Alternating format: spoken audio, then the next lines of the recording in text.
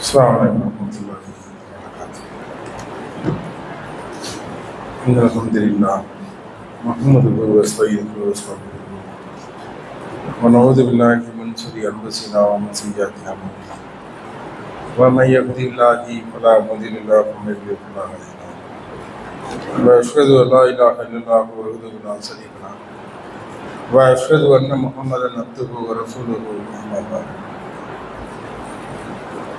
அளவற்ற அல்லாஹ்வின் நிகரே இல்லா பேரன்புடையன்மாகிய எல்லாம் அல்ல ஏகிரவனாகிய அல்லாஹ்வுடைய சாந்தியும் சமாதானம் அவனுடைய வற்றாத கருணையும் நம்முடைய இறுதி தூதர் முஹம்மது நபி ஸல்லல்லாஹு அலைஹி வஸல்லம் அவர்கள் மீதும் அவர்களை பின்பற்றி வாழ்ந்த சத்திய சகாபாக்கள் சகாபிய பெண்மணிகள் மீதும் குறிப்பாக இம்மானுடைய கடமையை நிறைவேற்றுவதற்காக வேண்டி அல்லாஹ்வுடைய இல்லத்திலே அமர்ந்திருக்கக்கூடிய நம் அனைவர்கள் மீதும் ஏக இறைவனின் சாந்தியும் சமாதானமும் இன்றும் என்றும் என்றென்றும் நின்று நிலவட்டுமாக என்ற பிரார்த்தனையோடு இந்த இம்மானுடைய உரையை ஆரம்பம் செய்யும்.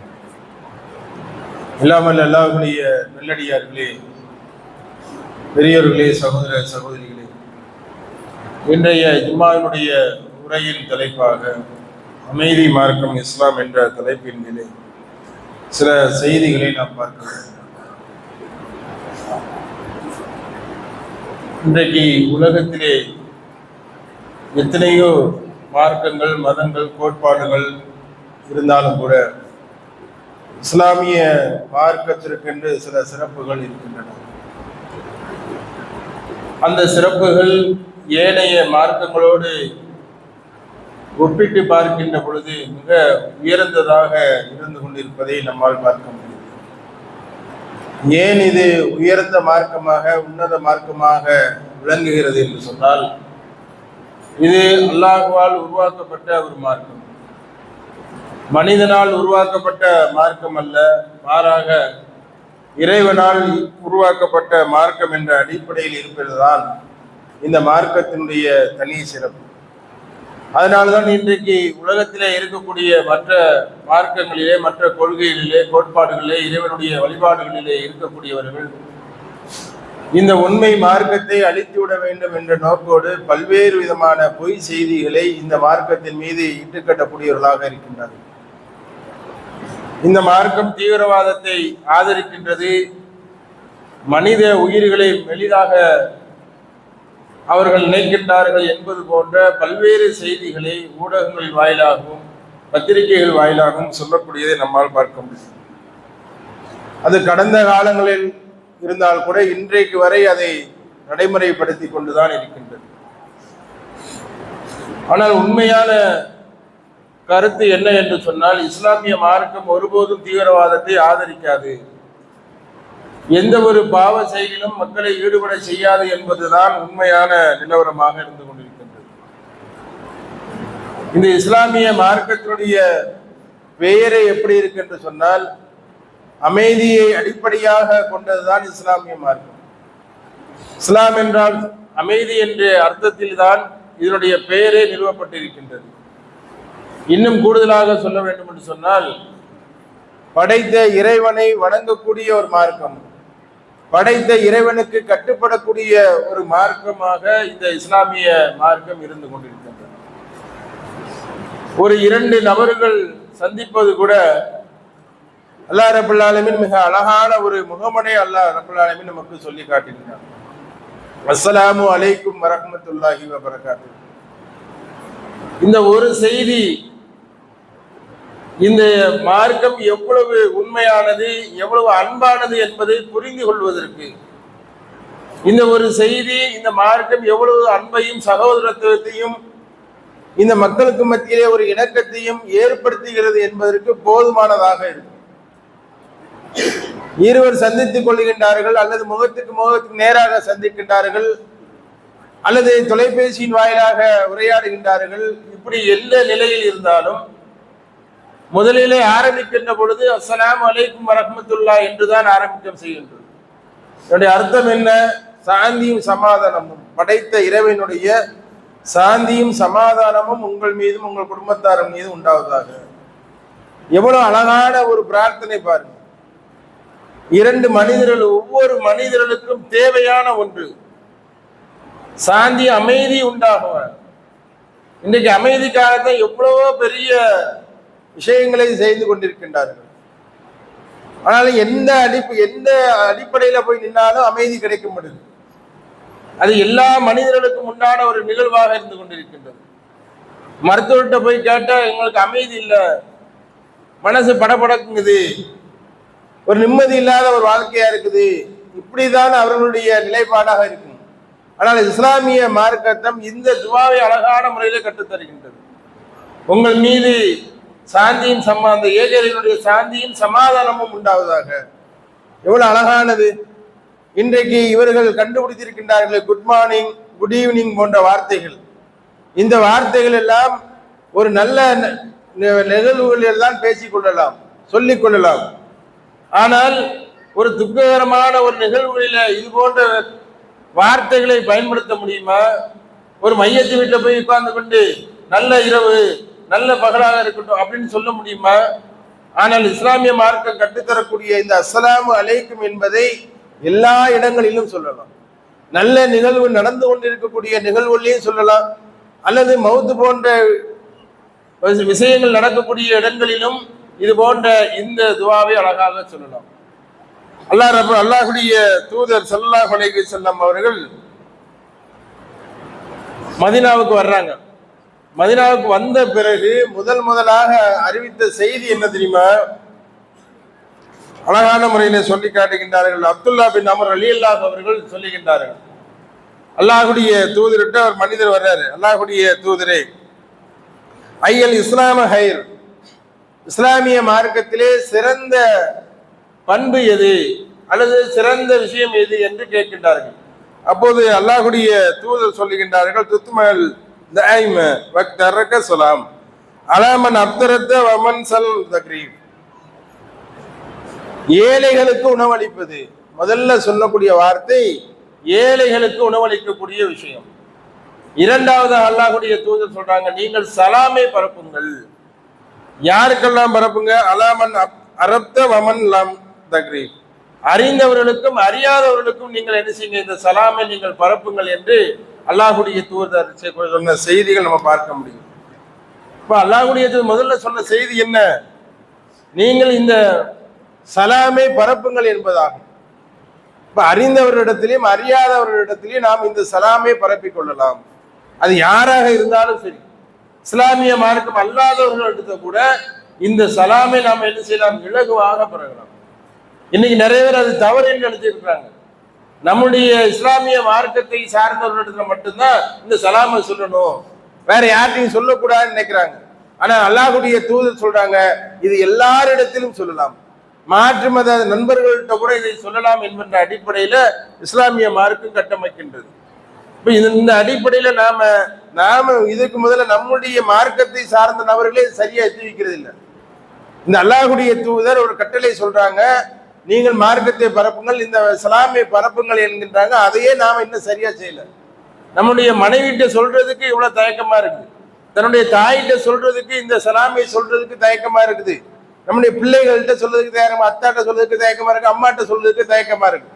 இப்ப இப்படி நிலைதான் நம்முடைய நிலையாக இருந்து கொண்டிருக்கு. ஆனால் அல்லாஹ்வுடைய தூதர் சொல்றாங்க, அனைத்து மக்களிடத்திலும் இந்த சலாமை பரப்புங்கள். எவ்வளவு அழகான ஒரு செய்தி பாருங்க. நாம சாதாரணமா சொல்றோம், சலாம் அலைக்கும் சொல்றோம். ஆனால் அதற்கு பின்னால் அல்லாஹ்வுடைய சாந்தியும் சமாதானமும் அன்பு கிடைக்க வேண்டும் என்ற துவாவை சொல்லுகின்றார்கள்.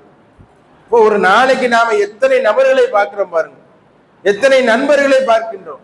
நம்முடைய தாயை சந்திக்கின்றோம், தந்தையை சந்திக்கின்றோம், நண்பர்களை பல தடவை சந்திக்கின்றோம். ஒரு நாளைக்கு எத்தனை தடவை சந்திக்கின்றோமோ அத்தனை துவாக்கள் நமக்கு கிடைக்கின்றது. நம்ம உட்கார்ந்து துவா பண்ணா கூட 5 நேரம் தொழுதா கூட 5 நேரம் தான் துவா பண்ணுவோம். ஆனால் இது போன்ற விஷயங்கள் ஒவ்வொரு தடவை நாம சலாமை பரப்புவதன் மூலமாக ஒரு நாளைக்கு எத்தனை தடவை என்பது நீங்களே கணக்கு பண்ணிக்கணும். அப்ப இந்த அளவுக்கு நமக்கு ஒரு நிமிடத்துக்கு ஒரு அல்லது 1 மணி நேரத்துக்கு ஒருக்கா, 1/2 மணி நேரத்துக்கு ஒருக்கா அல்லாஹ்வுடைய சாந்தியும் சமாதானமும் நமக்கு கிடைக்க வேண்டும் என்று நாமும் பிரார்த்தனை செய்கிறோம். மற்றவர்கள் நமக்காக வேண்டி பிரார்த்தனை செய்யக்கூடிய நிகழ்வு நடந்து கொண்டே இருக்கின்றது. இது எவ்வளவு அழகான ஒரு மார்க்கம். இந்த ஒரு செய்தி இந்த உலகம் முழுவதும் பரவுமே என்று சொன்னால் எவ்வளவு அழகா இருக்கும் பாருங்க, எவ்வளவு அமைதியா இருக்கும் பாருங்க. இப்ப இப்படி அமைதியை விரும்பக்கூடிய ஒரு மார்க்கம் தீவிரவாதத்தை பிறப்புமா? அமைதி இல்லாமையை உருவாக்குமா? இந்த நாட்டில் குழப்பத்தை உருவாக்குமா என்பதுதான் கேள்வியாக இருந்து கொண்டிருக்கின்றது. அதே போன்று அல்லாஹ்வுடைய தூதர் இன்னொரு காரியத்தை சொல்றாங்க பாருங்க, பசித்தவருக்கு நீங்கள் உணவளியுங்கள்ங்கிறாங்க. இந்த உலகத்துல எத்தனை ஏழைகள் இன்றைக்கு உணவு இல்லாமல் இருக்கிறாங்க. காசாவில் பாருங்க, எத்தனை நபர்கள் உணவு இல்லாமல் இன்றைக்கு இறந்து கொண்டிருக்கின்றார்கள் என்ற செய்தி நமக்கு வந்து கொண்டிருக்கின்றது. அல்லாஹ் ரப்பல் ஆலமீன் இப்ப கொஞ்சம் நிப்பாட்டிட்டாங்கிறாங்க. ஆனாலும் இதற்கு முன்னால் எத்தனை குழந்தைகள் உணவில்லாமல் இறந்திருக்கின்றது. ஆனால் அதை கூட அவர்கள் நம்முடைய மார்க்கத்தை பார்த்து சொல்லுகின்றார்கள், இவர்கள் இரக்கமில்லாதவர்கள் என்று சொல்லுகின்றார்கள்.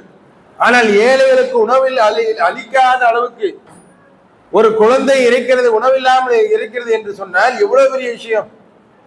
ஆனால் அதை யார் செய்கின்றார்கள் என்பதை இன்றைக்கு உலகம் முழுவதும் பார்த்து கொண்டுதான் இருக்கின்றது. ஆனால் அல்லாஹ்வுடைய தூதர் சொல்றாங்க, நீங்கள் ஏழைகளுக்கு உணவளிங்க. அப்ப இதுல இருந்து நாம சொல்லக்கூடிய செய்தி என்ன? ஒரு பசித்தவர்கள், ஒரு ஒரு மனிதர் பசித்திருப்பதை கூட இந்த மார்க்கம் விரும்பாத ஒரு மார்க்கம்.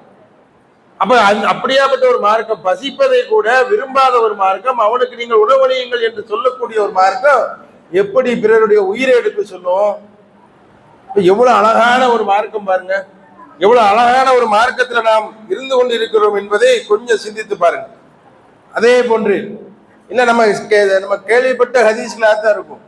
அதே போன்று நம்ம ரோட்ல நடக்கிறோம், நடந்து போகும்போது ஒரு ஆணியை பார்க்கிறோம் அல்லது ஒரு முள்ளை பார்க்கிறோம். இப்படியாப்பட்ட ஒரு நிகழ்வுகள் இருந்தா நம்ம என்ன செய்யறோம்? அதை தூக்கி போடுறோமா இல்லையா? சாதாரணமா தூக்கி போடுறோம், அது நமக்கு இயல்பாக நிகழ்ந்த ஒரு நிகழ்வு. ஆனால் இதுல இருக்கக்கூடிய செய்தி மிகப்பெரிய, உலகத்திற்கு சொல்ல வேண்டிய செய்தி மிகப்பெரிய ஒரு செய்தி. எவ்வளவு அழகான ஒரு செய்தி பாருங்க. நம்ம அதுல இருந்து காப்பாத்திட்டோம்.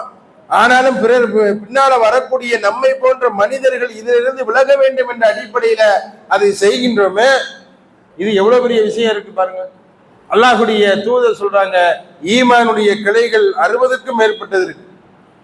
ஈமானுடைய கிளைகள், ஒரு மூமினுடைய ஈமானை அளவெடுக்கக்கூடிய நிகழ்வு பாருங்க, அது 60க்கும் மேற்பட்டது இருக்குது. ஆனால் அதுல உயர்ந்தது எது என்று சொன்னால் அல்லாஹுவை தவிர வேறு இறைவன் இல்லை என்பது சொல்லுதாங்க. அல்லாஹுவை தவிர வேறு இறைவன் இல்லை என்பதை நம்முடைய வாயால முழங்குவது. இன்னொன்னு என்னது? அதுல தாழ்ந்தது கடைசி இருக்கிறது ரோட்ல தொல்லை தரக்கூடிய, பிற மனிதர்களுக்கு தொல்லை தரக்கூடிய பொருட்களை அகற்றுவதாகும். அல்லாஹ்வுடைய தூதர் சொன்ன வார்த்தை. நாம முஸ்லீமா இருக்கிறோம், நாம ஈமானுடையவர்களா இருக்கிறோம் என்று சொன்னால் நம்ம ரோட்ல நடக்கும்போது ஏதோ ஒரு கல்லு, ஏதோ ஒரு முள்ளு கிடக்குன்னா அதை எடுத்து விட்டு போவோம். இது ஈமானுடைய ஒரு கிளை அப்படிங்கிறாங்க, ஈமான்ல இருக்கக்கூடிய ஒரு பங்குங்கிறாங்க. ஒரு முஸ்லீமாக இருந்தால் இதை கண்டிப்பாக செய்ய வேண்டும் என்கிறாங்க. அப்ப இந்த அளவுக்கு சொல்லக்கூடிய ஒரு மார்க்கம். ஒரு சாதாரண ஒரு கல்லு கிடக்கும், இங்க போய் கல்லு கிடக்கும் அல்லது ஒரு முள்ளு கிடக்கும், அதை நம்ம கவனிக்காம போயிட்டோம்னா குத்திரும், பின்னால வரக்கூடியவங்க குத்திரும், கொஞ்ச நேரம் வலிக்கும், அவ்வளவுதானே. ஆனால் அந்த வலியை கூட பிற மனிதர்கள் ஏற்றுக்கொள்ளக்கூடாது, பிற மனிதர்களுக்கு கொடுத்து விடக்கூடாது என்பதற்காக வேண்டி அதை அப்புறப்படுத்தினால் நன்மை என்று சொல்லக்கூடிய ஒரு மார்க்கம். அந்த நன்மையின் மூலமாக பாவங்களை அல்லாஹ் மன்னிக்கிறான் என்று சொல்லக்கூடிய ஒரு மார்க்கம். எவ்வளவு அழகான ஒரு மார்க்கம் பாருங்க. தன்னை சார்ந்த பிற மனிதர்கள் ஒரு சாதாரண ஒரு முள்ளை கூட குத்தி விடக்கூடாது, அந்த வலியை கூட அவர்கள் உணர்ந்து விடக்கூடாது என்பதற்காக வேண்டி அதை எடுத்து போட சொல்லுது. அப்ப இந்த அளவிற்கு ஒரு அழகான மார்க்கம், இயற்கையான ஒரு மார்க்கம்.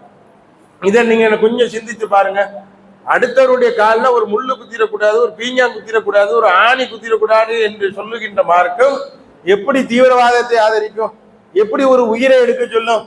எப்படி ஒரு குழந்தையினுடைய உயிரை கொள்ளும் என்பதை நாம சிந்தித்து பார்க்கணும். ஆனா இன்னைக்கு உலகத்தில் நடக்கக்கூடிய செய்திகள்லாம் நாம் பார்க்கின்ற பொழுது பிறருடைய உயிரை பணயம் வைத்தாவது தான் சுகம் அணிவிக்க வேண்டும் என்ற அடிப்படையில் தான் இன்றைக்கு உருவாக்கப்பட்டிருக்கின்றது. அப்பேற்பட்ட ஒரு மனநிலைக்கு இன்றைக்கு வந்து விட்டார்கள். ஆனால் அதற்கெல்லாம் ஒரே தீர்வாக இந்த இஸ்லாமிய மார்க்கத்தினுடைய கொள்கைகள் தான் இருக்கு. ஆனால் இன்றைக்கு அதற்கு மாறாக இந்த இஸ்லாமிய மார்க்கத்தின் மீது பல்வேறு வகையான இழிச்சொற்கள் இருக்கப்படுவதை நம்மால பார்க்க முடியும். அப்ப இந்த அடிப்படையில நாம நம்முடைய மார்க்கத்தினுடைய கொள்கைகள் இருக்கிறது என்பதை தான் நாம் புரிந்து கொள்ள கடமைப்பட்டிருக்கின்றோம். அதே போன்று இன்னும் பாருங்க, நிறைய செய்திகளை நமக்கு என்ன செய்றாங்க, அல்லாஹ்வுடைய தூதர் சொல்றாங்க. அடுத்து பாருங்க, நம்முடைய அருகில இருக்கக்கூடிய, நம்முடைய வீட்டுக்கு அருகில இருக்கக்கூடிய பக்கத்து வீட்டுக்காரர்கள் அவர்களிடத்துல எப்படி நடந்து கொள்ள வேண்டும் என்பதை இந்த உலகத்திற்கு சொல்ல வேண்டிய ஒரு செய்தியாக இருக்கிறது. இதன் மூலமாக இந்த மார்க்கம் எவ்வளவு அழகான ஒரு மார்க்கம், பிறருடைய நலனில் எவ்வளவு அக்கறை உள்ள ஒரு மார்க்கம் என்பதை இந்த செய்தி சொல்லக்கூடிய செய்தியாக இருக்கின்றது. பக்கத்து வீட்டில் அண்டை வீட்டார்களோடு நீங்கள் நெருங்கியதாக இருந்து கொள்ளுங்கள், அவர்கள் மீது அன்பு செலுத்துங்கள், அவர்களுக்கு தேவையான விஷயங்களை நீங்கள் செய்து கொடுங்கள் என்று சொல்லுகின்றார்கள். அல்லாஹுடைய தூதர் சொல்றாங்க, ஜிப்ரீல் அலைஹிஸ்ஸலாம் அவர்கள் வர்றாங்க. அவர்கள் அண்டை வீட்டாருடைய உரிமைகளை பற்றி அல்லாஹுடைய தூதருக்கு சொல்லிக்கிட்டே இருக்கிறாங்க. அல்லாஹுடைய தூதர் சொல்றாங்க, எந்த அளவுக்கு சொன்னால் என்னுடைய சொத்துக்களை எடுத்து கொடுத்து விடக்கூடிய அளவிற்கு அவர்களுடைய உரிமைகளை பற்றி எங்களுக்கு சொல்லிக்கொண்டே இருந்தார்கள் என்று சொல்லுகின்றார். அந்த அளவுக்கு அவர்கள் சொல்லிக்கொண்டே இருக்கிறாங்க. அண்டை வீட்டார்களோடு அவர்களுக்கு உள்ளான உரிமைகளை சரியாக கொடுத்து விடுங்கள் என்று சொல்லுகின்றார்கள். அல்லாஹுடைய தூதரின் இறுதி நாளையும் யார் நம்பிக்கை கொள்கின்றார்களோ அவர்கள் தன்னுடைய அண்டை வீட்டார்களுக்கு தொந்தரவு தர வேண்டாம், அதே போன்று தன்னுடைய விருந்தாளிகளை கண்ணியப்படுத்தணும் என்று அல்லாஹுடைய தூதர் சொல்றாங்க. எந்த நிலையிலும் அவர்களை தொந்தரப்படுத்தக்கூடாது. மிகப்பெரிய பாவத்தை அல்லாஹுடைய தூதர் அறிவிக்கிறார்கள். அந்த பாவத்தில் ஒன்று தன்னுடைய பக்கத்து வீட்டுக்காரர்களோட பெண்களோடு உறவு கொள்வது, விபச்சாரம் செய்வது. இதுல மிகப்பெரிய பாவங்கிறாங்க. மிகப்பெரிய பாவங்களுடைய பட்டியலில் இதை சேர்க்கிறாங்க. இப்ப இந்த அடிப்படையில பிறருடைய நலனை பேண சொல்லக்கூடிய ஒரு மார்க்கம் எப்படி தீவிரவாதத்தை ஆரம்பிக்கும் என்பதை நாம கொஞ்சம் சிந்தித்து பார்க்கணும். அதே போன்று இன்னும் பல்வேறு விதமான செய்திகளை நமக்கு சொல்லி காட்டுகின்றனர். அல்லாஹுடைய தூதரும் அந்த அளவுக்கு தான் இருந்தாங்க. அல்லாஹுடைய தூதரை பற்றி அல்லாஹ் திருமறை குர்ஆனில் சொல்லி காட்டுகின்றான், அல்லாஹ்வுடைய ரஹ்மத்தின் காரணமாக நீங்கள் அவர்களிடம் மென்மையாக நடந்து கொண்டீர்கள் என்று அல்லாஹ் திருமறை குர்ஆன்ல அல்லாஹுடைய தூதருடைய குணங்களை சொல்றாங்க. நீங்க ரொம்ப மென்மையா நடந்துக்கிட்டீங்க, அழகான முறையில் அவர்களிடத்துல நீங்கள் அன்பாக நடந்து கொண்டீங்க, அவர்களிடத்துல நீங்கள் கோபமாக நடந்து கொண்டால் அவர்கள் உங்களை விட்டு ஓடி இருப்பாங்கிறாங்க. இப்ப அல்லாஹுடைய தூதருடைய செயல்பாடு எப்படிதான் இருந்துச்சு? அழகான மென்மையான மக்களிடத்திலே அளவை அன்பை போதிக்கக்கூடிய சொற்களாகவும் தான் இருந்துச்சு. சஹாபாக்கள் சொல்றாங்க, அல்லாஹுடைய தூதருடைய அந்த அன்பு தான் எங்களை வெல்ல வைத்தது, எங்களை இந்த இஸ்லாத்தின் பால் ஈர்க்க வைக்கிறது என்கிறாங்க. அந்த அளவுக்கு அல்லாஹுடைய தூதருடைய நடைமுறையும் வாழ்க்கை முறையும் அவருடைய குணங்களும் மிக அழகாக இருந்ததை நம்மால சிந்திக்க முடியுது. அதே போன்று அல்லாஹுடைய வசனங்களை நம்ம பார்க்கிறோம், ஒரு உயிரை பறிப்பது என்பது எவ்வளவு பெரிய மோசமான ஒரு செயல் என்பதை இஸ்லாமிய மார்க்கம் உணர்த்தியதை போன்று வேற எந்த மார்க்கம் உணர்த்தது? இன்னைக்கு இவர்கள் சொல்லுகின்றார்கள், உயிரை எடுக்கிறாங்க, தீவிர ஒரு குண்டை போட்டு 1000 பேரை கொள்றாங்க என்ற அடிப்படையில் இன்றைக்கு நம்ம மேல பழி சுமத்துறாங்களே. ஆனால் குர்ஆன் சொல்லக்கூடிய வார்த்தையை பாருங்க, நிச்சயமாக எவன் ஒருவன் கொலைக்கு பதிலாகவோ அல்லது ஊருக்குள்ளேயே குழப்பம் ஏற்படுது, அந்த குழப்பத்தின் காரணம் ஒரு கொலை செய்தாதான் அந்த குழப்பம் நீங்கும். இந்த இரண்டை தவிர, ஒண்ணு கொலைக்கு பதில் கொலையா இருக்கணும், அவன் தேவையில்லாம ஒருத்தர் கொலை செஞ்சுட்டான், அதற்கு பதிலாக இன்னொருத்தர் கொலை செஞ்சுட்டான், அப்படி இருக்கணும். அப்படி இல்லாம இன்னொன்னு என்னது ஊருக்குள்ள கலவரமா இருக்குது, இவன் கடுமையா ஊருக்குள்ள குழப்பத்தை ஏற்படுத்திட்டு இருக்கான், அப்படியான கொலை. இந்த இரண்டை தவிர வேறு யார் என்ன செய்யறாங்க, வேணுமென்றே செய்கின்றார்களோ அவர்கள் ஒட்டுமொத்த மனிதர்களையும் கொலை செய்யக்கூடிய தீமையை அடைவாருங்கிறாங்க. எவ்வளவு பெரிய விஷயம் பாருங்க. ஒரு ஆளை தான் தேவையில்லாம கொண்டிருப்பாங்க, ஆனால் அல்லாஹ் திருமறை குர்ஆன்ல சொல்ற, அவங்க உலகத்தில் உள்ள அத்தனை நபரையும் கொலை செய்தால் என்ன தீமை கிடைக்குமோ அத்தனை அந்த தீமைகள் அவர்களுக்கு வருங்கிறாங்க. அப்ப இதை கேள்விப்படக்கூடிய, இதை மனதிலே உணர்த்தக்கூடிய ஒரு மார்க்கம் எப்படி இருக்கும் பாருங்க. இப்ப இந்த அளவுக்கு நம்மை பிற உயிர்கள் மீது அன்பு செலுத்த சொல்லுது, பிற உயிரை மதிக்க சொல்லுது, பிறருடைய மானத்தை பிறருடைய உயிரை எவன் அவனுடைய காப்புரிமை இல்லையோ அவர்கள் உண்மையான ஈமானுடைய சுவையை உணர்ந்து வராங்க. உண்மையான ஈமான்தாரி அல்லது உண்மையான ஈமான் உடையவங்க பிறருடைய மானத்துல உறுதியா இருக்கணும், பிறருடைய பொருளாதாரத்துல நம்ம சரியா இருக்கணும். இதுக்கு உத்தரவாதம் இல்லைன்னு வைங்க, அவர் இஸ்லாமிய மார்க்கத்தை சார்ந்தவர்கள்ங்கிறாங்க. அந்த அளவுக்கு மிக அழகான முறையில சொல்லக்கூடிய ஒரு மார்க்கமாக, இயற்கை மார்க்கமாக, அன்பு மார்க்கமாக, சகோதரத்துவத்தை பேணக்கூடிய ஒரு மார்க்கமாக இந்த மார்க்கம் இருக்கிறது. அந்த மார்க்கத்திலே தான் நாம் இருக்கிறோம் என்று சொல்லி என்னுடைய முதல் உரையை நிறைவு செய்கிறேன். வாஹிரு தஅவானா அல்ஹம்துலில்லாஹி ரப்பில் ஆலமீன். அஸ்ஸலாமு அலைக்கும் வரஹ்மத்துல்லாஹி வபரகாத்துஹு.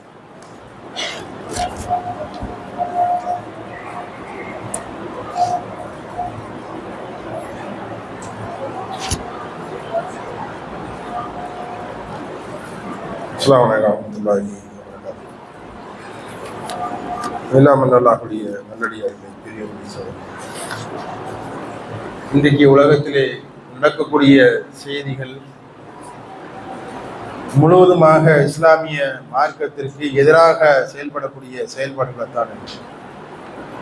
இன்றைக்கு வலைதளங்களை பார்த்தாலே தெரிகின்றது, இந்த மார்க்கத்தின் மீது எவ்வளவு வன்மங்களை இந்த மார்க்கத்தில் இல்லாதவர்கள் இருந்து கொண்டிருக்கின்றார்கள் என்ற செய்தி மிக ஆபத்தாக இருந்து கொண்டிருக்கின்றது.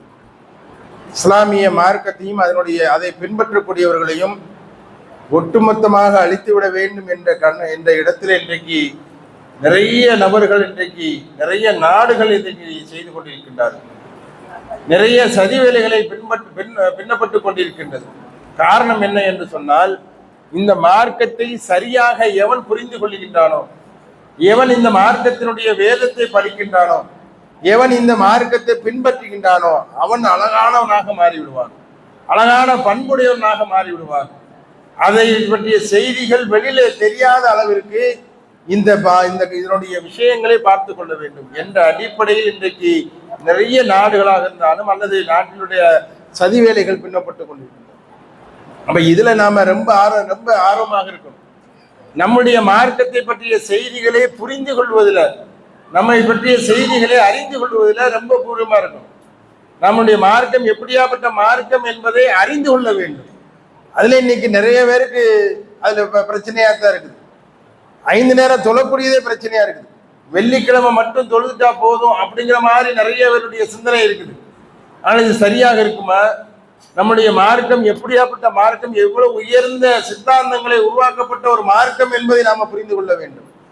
அப்படியாப்பட்ட உயர்ந்த சித்தாந்தங்களை உள்ளடக்கியதாக இருக்கும்.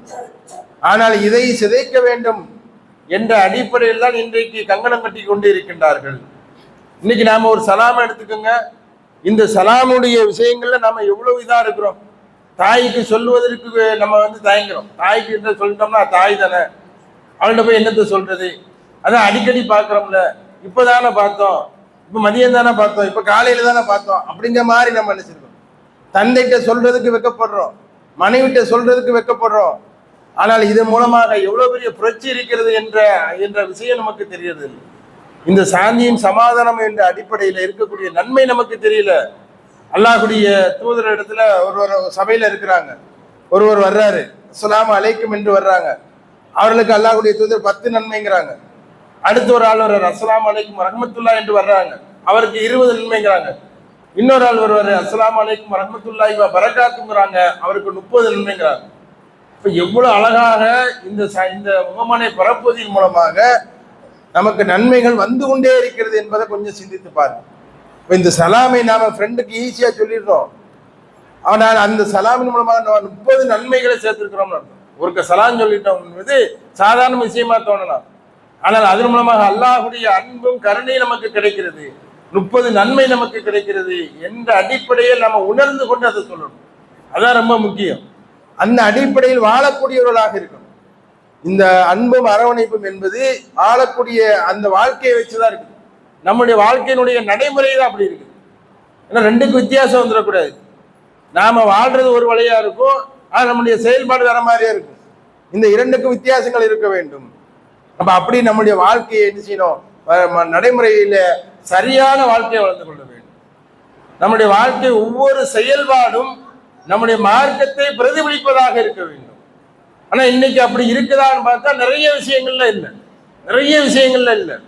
ஒரு சலாம் சொல்றதுல இருந்து ஆரம்பித்து இறுதியாக வரக்கூடிய வரைக்கும் நாம செய்யக்கூடிய செயல்பாடுகள் நாம மார்க்கத்தின் அடிப்படையில தான் செய்யறோமா என்று சொன்னால் இன்னைக்கு முற்றிலுமாக மாறுபட்டிருக்கு. நம்முடைய பிள்ளைகள் இடத்துல பாருங்க, நம்முடைய பிள்ளைகள் இடத்துல இன்னைக்கு உட்கார்ந்து சாப்பிடும் பொழுது அந்த மார்க்கத்தினுடைய நினைவு வருதான்னு பாருங்க, வர்றதே இல்லை.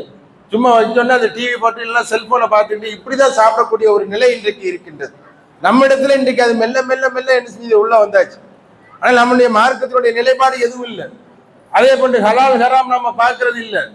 எப்படி பொருளாதாரம் எந்த அடிப்படையில் வந்தாலும் இன்றைக்கு ஏற்றுக்கொள்ளக்கூடிய ஒரு மனநிலை இன்றைக்கு வந்தாச்சு. ஏன் எதுக்கு வந்தாச்சுன்னா, அந்த ஹராமை நினைத்து பார்ப்பது இல்லை.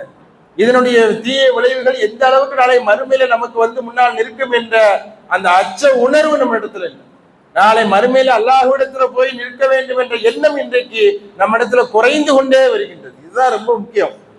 நாளைக்கு ஏதோ இந்த உலகத்தோட நம்முடைய வாழ்க்கை முடிந்து விட்டது என்ற அடிப்படையில் தான் இன்றைக்கு வாழக்கூடியவர்கள் நிறைய பேர் இருக்கார்கள். உலகத்துல நடக்கக்கூடிய நடைமுறைகளை பார்த்து அந்த அடிப்படையில் நாமும் வாழ்ந்துட்டு போயிடணும் அப்படின்னு நினைக்கிறாங்க. ஆனால் நம்முடைய வாழ்க்கை எதை பற்றி இருக்கின்றது? அல்லாஹுடைய தூதரை நம்பிக்கை கொண்ட ஒரு முஸ்லிம் எப்படி வாழ வேண்டும் என்று அல்லாஹுடைய தூதரை நமக்கு தெளிவாக காட்டுகிறார். இந்த உலகம் நமக்கு ஒரு சிறைச்சாலைங்கிறார். இந்த உலகம் நமக்கு ஒரு சிறைச்சாலை. ஒரு சிறைச்சாலையில எப்படி இருக்க முடியுமோ அப்படிதான் இருக்க முடியும், ஒரு கட்டுப்பாடோடு தான் இருக்க முடியும். ஆனால் அவர்களுக்கு இந்த உலகம் சொர்க்கம்ங்கிறாங்க. எப்படினாலும் திருந்திக்கலாம், எதனாலும் சாப்பிடலாம், என்னனாலும் செய்யலாம். அப்படி நாம அல்லாஹ்வுடைய தூதரை ஏற்றுக்கொண்ட முஸ்லிம் இங்க வாழ முடியாது. நமக்குண்டான வாழ்க்கை எங்கதான் இருக்கு? ஆகிரத்துல தான் இருக்கு, மேலதான் இருக்குது. இந்த துனியால இந்த வாழ்க்கை இல்லை. இதுல நாம என்ன செய்யறோம்? கொஞ்சம் சோட போடுறோம். அவர்களை பார்த்து நாமளும் வாழணும்னு நினைக்கிறோம். அவர்கள் என்ன என்ன இன்பங்களை ஹராமான முறையில் பெற்று வாழ்கின்றார்களோ அதனுடைய அடிப்படையில நாமும் வாழணும்னு நினைக்கிறோம். அப்படி வாழ முடியாது. அப்படி வாழ்ந்தால் நாளை மறுமையிலும் அப்படியாப்பட்ட ஒரு நிலை ஏற்பட்டுவிடும். நரகத்தினுடைய வாழை நமக்கு கிடைக்கக்கூடிய ஒரு நிலை ஏற்பட்டு விடும் என்பதை நாம மறக்க கூடாது. எதுல மறக்கிறோம் அப்படின்னு சொன்னா மறுமையை மறந்துடுறோம். மறுமைக்கு நாம எல்லாரும் போய் நிக்கிறோம் என்ற நினைவுல நாம என்ன செஞ்சிருந்தோம்? மறந்து விடுகின்றோம். கண்டிப்பா எல்லாரும் போகத்தான் போறோம். மறுமை என்பது அதை விரும்பக்கூடியவர்களுக்கும் விரும்பாதவர்களுக்கும் தான். ஏன்னா மறுமையை விரும்பல, அதனால அந்த உலகத்தோடு நின்று கொண்டேன் என்று யாராவது சொல்ல முடியுமா? யாரும் சொல்ல முடியாது. நான் மறுமைக்கு வரலன்னு யாராவது சொல்ல முடியுமா? யாரும் சொல்ல முடியாது. எல்லாரும் வந்துதான் ஆகணும். நன்மை செய்தவரும் வந்துதான் ஆகணும், தீமை செய்தவர்களும் வந்துதான் ஆகணும். அங்க எல்லாரும் நின்றுதான் ஆகணும். நாம வாழ்ந்த வாழ்க்கைக்கு நாம செய்த செயல்பாடுகள் அனைத்தையும் அங்க சொல்லித்தான் ஆக வேண்டும். நாம சொல்லாட்டலும் நம்முடைய உடல்கள் சொல்லும், நம்முடைய தோள்கள் சொல்லும். எவ்வளவு அழகான மார்க்கம் பாருங்க, எப்படி அச்சமூட்டக்கூடிய ஒரு வாழ்க்கை பாருங்க. இப்ப இந்த அடிப்படையில வாழக்கூடிய வாழ்க்கை இருக்குன்னா இதை பயந்து வாழக்கூடிய வாழ்க்கையில எப்படி உயிர் எடுக்க முடியும்? மறுமைக்கு பயந்து வாழக்கூடிய ஒரு வாழ்க்கை இருக்கு பாருங்க, அந்த வாழ்க்கைக்குள்ள அன்புதான் இருக்கும். அதுல ஒரு தீவிரவாதம் இருக்காது. இப்ப மறுமைக்கு உண்டான வாழ்க்கையாகவும் நம்ம வாழ்ந்துதான் ஆகணும். மறுமையினுடைய நரகத்திற்கு பயந்த ஒரு வாழ்க்கையை வாழ்ந்துதான் ஆக வேண்டும். அப்படியாப்பட்ட வாழ்க்கை தான் நம்முடைய வாழ்க்கையாக இருக்க வேண்டும். நாளை மறுமையில இருக்கக்கூடிய அந்த நரகத்தினுடைய நெருப்பு நம்மளுக்கு யாவும். ஒவ்வொரு தீமை செய்கின்ற பொழுதும் நாம நரகத்துல போட்டுவோம். அந்த நரகத்தினுடைய நெருப்பு மிக கடுமையாக இருக்கும். மனிதர்களை வைத்தே அல்லாஹ் மீட்டக்கூடிய ஒரு நெருப்பாக இருக்கின்றது. கற்களும் மனிதர்கள் தான் அதில் எரிபொருளாக இருக்கும் என்று அல்லாஹ் திருமறை குர்ஆன்ல சொல்லி காட்டுகின்றானே. அப்ப அந்த அடிப்படையில் நாம நினைத்து பார்த்து வாழணும். மறுமையினுடைய நிலையை நாம எண்ணி கொஞ்சம் வாழணும். ஆனா இன்னைக்கு மறுமையினுடைய சிந்தனை குறைந்து கொண்டேதான் இருக்கு. நம்முடைய நிலையை பார்க்கின்ற பொழுது, நம்முடைய நடவடிக்கையை பார்க்கின்ற பொழுது மறுமையினுடைய சிந்தனை இருக்கிறதா இல்லையாலே தெரியக்கூடிய அளவுக்கு இருக்குது. ஆனா இன்னைக்கு எல்லா விதமான தீமையான காரியங்களிலும் இன்றைக்கு இந்த மனித சமூகம் ஈடுபட்டு கொண்டிருப்பதை நம்மால், அதிலும் குறிப்பாக நம்முடைய சமூகம் ஈடுபட்டு கொண்டிருப்பதை நம்மால் பார்க்க முடியும். இன்னைக்கு நம்ம எவ்வளவு ஒரு 4 மாத காலமாக பிரச்சாரம் செய்யணுமே, இளைஞர்களுக்கு மத்தியில எவ்வளவு பெரிய விஷயங்களை விட்டு பண்ணோம். இந்த போதை வஸ்துகள் எடுத்துக்கோங்க. இந்த போதை வஸ்துகள் எவ்வளவு பெரிய இழிவை தரும் அப்படிங்கிறத எடுத்து சொன்னோமா இல்லையா? ஆனாலும் இன்னும் நமக்கு திருந்தாதவர்கள் இன்னும் நிறைய பேர் இருக்கிறாங்க. இந்த போதையினால பள்ளிக்கூடங்கள்ல அல்லது ஒரு 4 பேர் சேர்ந்துட்டா அவர்கள் அதுல போதையில இருக்கக்கூடியவர்களை நம்மளால பார்க்க முடியுதா இல்லையா? அவர்களுக்கு மறுமையினுடைய சிந்தனை இருக்குதா? பாங்கு சொல்லக்கூடிய சத்தம் அவருடைய காதில் விழுந்தால் கூட அதற்கு பதில் சொல்ல வேண்டும் என்ற எண்ணம் ஏற்படுதா? ஒரு பாங்கு சொல்லப்படுது என்றால் ஹையால் சலா ஹையால் ஃபலா என்பது எதனுடைய அர்த்தம்? தொழுகைக்குண்டான அழைப்பாக இருந்தால் கூட நீங்கள் விட்டுவிடக்கூடிய, நீங்கள் செய்து கொண்டிருக்கக்கூடிய அத்தனை தீமைகளையும் விட்டுவிட்டு நீங்கள் அல்லாஹ்வுடைய இல்லத்திற்கு வாருங்கள், வெற்றியின் பக்கம் வாருங்கள் என்று அழைக்கக்கூடிய அழைப்பாகத்தானே இருக்குது. ஆனால் இதை நாம கொஞ்சம் சிந்தித்து பார்க்கிறோமா? யாருக்கோ சொல்லுது என்ற அடிப்படையில் இன்றைக்கு இளைஞர்கள் வாழ்ந்து கொண்டிருக்கின்றார்கள். அதே மாதிரி வாலிப பெண்களுடைய நிலையை பாருங்க, எவ்வளவு கீழ்த்தரமா பேச்சு பாருங்க. என்ன காரணம் என்று சொன்னால் நம்முடைய மார்க்கத்தினுடைய சட்ட திட்டங்கள் இன்னும் சரியாக புரிந்து கொள்ளவில்லை. இவ்வளவு விஞ்ஞான வளர்ச்சிகள் வந்ததுக்கு பிறகும், ஏன்னா இன்னைக்கு கையிலே இருக்குது, நாம வச்சிருக்கக்கூடிய போன் நமக்கு எல்லா விதமானதையும் கற்றுக் கொடுக்கும். நல்லதையும் கற்றுக் கொடுக்கும், கெட்டதையும் கற்றுக் கொடுக்கும். ஒரு கதீஸ் பார்க்கணுமா உடனே பார்த்துடலாம். இதற்கு முன்னால இது போன்ற சொற்பொழிவுகள் நடத்தணும் அல்லது யாராவது ஒரு அசத்து சொன்னாதான் உண்டு. ஒரு 10-20 வருஷத்துக்கு முன்னால மார்க்க சட்ட வீட்டு பொலிகள் கேட்கணும்னா போய் தான் நிற்கணும். ஆனா இன்றைக்கு அப்படி இல்லை, நாம நினைச்ச இடத்துல பார்த்துடலாம். அவ்வளவு விஷயங்களும் உள்ளடக்கக்கூடியதாக இருக்கின்றது. அல்லாஹ்வுடைய மாபெரும் நிர்மத்து ஒரு பக்கம், அது அருட்கொடை தான். ஆனால் அதை சரியாக பயன்படுத்துவதும் தவறாக பயன்படுத்துவதும் நம்ம கையில தான் இருக்கு. அப்ப அப்படியே அதை நாம என்னைக்காவது யூஸ் பண்றோமா? 5 மணி நேரம் 6 மணி நேரம் போறது தெரியாம விளையாடி கொண்டிருக்கோம். ஒரு 5 நிமிஷம் இஸ்லாமிய மார்க்கத்தை பற்றி நாம புரிந்து கொள்றோமா? புரிந்து கொள்வதில்லை. அப்படி புரிந்து கொண்டால் இது போன்ற காரணங்களுக்கு நாம என்ன செய்யல, விடை சொல்லிடலாம். உங்களுடைய மார்க்கம் தீவிரவாத இருக்குது, உங்களுடைய மார்க்கம் வாழால் பரப்பப்பட்டது, இப்படி சொல்லக்கூடியவர்களுக்கு நாம இலகுவாக பதில் சொல்லலாம்.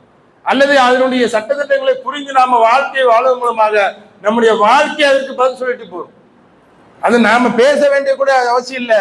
நாம அதற்கு தகுந்தாற் போல் வாழ்ந்தால் உண்மையிலே இஸ்லாமிய மார்க்கம் அன்மையான மார்க்கம் தான், அறிவான மார்க்கம் தான் என்ற நம்முடைய வாழ்க்கையை பார்த்து அவர்கள் திருந்துவதற்கு வாய்ப்பாக இருக்கும். எத்தனையோ நபர்கள் இந்த இஸ்லாமிய மார்க்கத்திற்கு வருகின்றார்கள். அவர்கள் வந்தா சொல்லக்கூடிய வார்த்தை என்ன தெரியுமா? நல்ல வேளை நான் இஸ்லாமிய மார்க்கத்தில் இருப்பாங்களே அவருடைய வாழ்க்கையை பார்க்கல, இந்த குரானை பார்த்தேன், இந்த குரானை பார்த்ததுனாலதான் இஸ்லாமிய மார்க்கத்துக்கு வந்தனுடைய இந்த மார்க்கத்தை பின்பற்றவர்களுடைய வாழ்க்கையை பார்த்து நான் வரமாட்டேங்கிறாங்க. ஏன்? அந்த அளவுக்கு இன்றைக்கு மிக மோசமான ஒரு விளைவைத்தான் இன்றைக்கு முஸ்லீம் சமூகம் வாழ்ந்து கொண்டிருக்கின்றது. இப்ப இஸ்லாமிய மார்க்கத்துக்கு வந்தவருடைய ஸ்டேட்மெண்ட் இது. அப்ப இன்னும் நம்முடைய வாழ்க்கை சரியாக இல்லை என்பதுதான். ஒரு ஆள் வந்து கேட்டா கூட நம்மளால பதில் சொல்ல முடியாது. இந்த மார்க்கத்தை பற்றி 2 வரி சொல்லுங்க, இந்த மார்க்கத்தை பற்றி சில விஷயங்கள் சந்தேகங்கள் இருக்கு சொல்லுங்க அப்படின்னு சொன்னா கூட அதனால நம்மளால சொல்ல தெரியாது, என்னன்னே தெரியாது. அப்ப நீங்க எப்படிப்பா இஸ்லாமிய மார்க்கத்தை திருப்பி கேட்கக்கூடிய அளவுக்கு தான் இருக்கு. தொழுகையை பற்றி தெரியுமா, நோன்பை பற்றி தெரியுமா, இன்னும் பிற சட்டங்களை பற்றி தெரியுமான்னு கேளுங்க பார்ப்போம். எதுவுமே தெரியாத ஒரு நிலையில தான் இன்னைக்கு நம்ம பூஜ்ஜியத்துல தான் இருக்கு. ஏதோ இமாம் தொலை வைக்கிறாரு, நம்ம தொழுகிறோம், பின்னால கலைஞ்சு போறோம், அவ்வளவுதானே இருக்கே தவிர அந்த தொழுகையை எப்படி உயிரோட்டமாக தொழுவது, இந்த தொழுகையின் மூலமாக என்னென்ன நன்மைகள் நமக்கு இருக்கின்றது என்ற அடிப்படையில் நாம தொழுது இருக்கிறோமா? கொஞ்சம் சிந்தித்து பாருங்க. இன்னைக்கு ஜிம்மாவுக்கு வர்றோம், இந்த ஜிம்மாவுடைய வந்தா கலந்து கொள்வதெல்லாம் உண்ட நன்மைகள் என்ன, இந்த ஜிம்மாவுடைய உரை நிகழ்த்தப்படுகிறது, இந்த உரையை கேட்பது மூலம் உள்ள நன்மைகள் என்ன, அதற்கு பின்னால சொல்லக்கூடிய பின் சுன்னத்துடைய நன்மை என்ன, அல்லாஹ்வுடைய தூதர் எந்தெந்த சட்டங்களை நமக்கு சொல்லி இருக்கின்றார்கள் என்ற அடிப்படையில நாம வந்திருக்கிறோமா? அப்ப எந்த அடிப்படை இல்லாம எந்த நாணமும் இல்லாம தான் வந்திருக்கிறோம். ஏதோ ஊரோட கிளம்பி போறாங்க, நாமளும் வந்து தொழுட்டு அப்படியே போயிருவோம். அதற்கடுத்து வரக்கூடிய அசர் நமக்கு இல்ல என்ற அடிப்படையா இருக்கு. யாருக்கு அசரு?